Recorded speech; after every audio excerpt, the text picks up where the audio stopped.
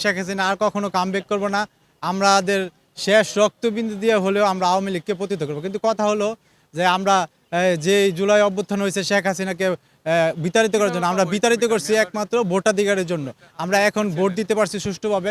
এই ধারা যাতে অব্যাহত থাকে সেই জন্য আমরা তারেক রহমান যে জুলাই অভ্যুত্থানের ধারা হয়েছে যে দুইবারের বেশি কেউ প্রধানমন্ত্রী হতে পারবে না, সংসদে এই এই ধারাটা যাতে আপনার পাশ হয় যে দুইবারের বেশি কেউ প্রধানমন্ত্রী হতে পারবে না। এটাই আমাদের যুবক, বৃদ্ধ, সিনিয়র সিটিজেন যারা আছে, হিজড়া সম্প্রদায় যারা আছে, সবার একটাই কথা যে কেউ যাতে দুইবারের বেশি প্রধানমন্ত্রী না থাকতে পারে। এবং দলে যে চেয়ারপারসন হবে সে প্রধানমন্ত্রী হতে পারবে না, এবং যে প্রধানমন্ত্রী হবে সে দলের চেয়ারপারসন হতে পারবে না। এটাই সবচেয়ে বড় বাংলাদেশের জুলাই অভ্যুত্থানের সবচেয়ে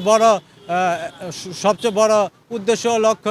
এইটাই সবচেয়ে বড় উদ্দেশ্য। অন্য যে চুপ্পুকে অপসারণ, শহীদ হাদির বিচার, এগুলো হলো বি গ্রুপে। এ গ্রুপ হলো আপনার হতে হবে, দুইবারের বেশি কেউ প্রধানমন্ত্রী থাকতে না। আমার মনে হয় পুরো বাংলাদেশের ছাত্র জনতা, শিক্ষক, কর্মজীবী, যুবক, বৃদ্ধ সবার উচিত এই বিষয়টা নিয়ে সোচ্চার হওয়ার যে কেউ যাতে দুইবারের বেশি প্রধানমন্ত্রী না থাকতে পারে।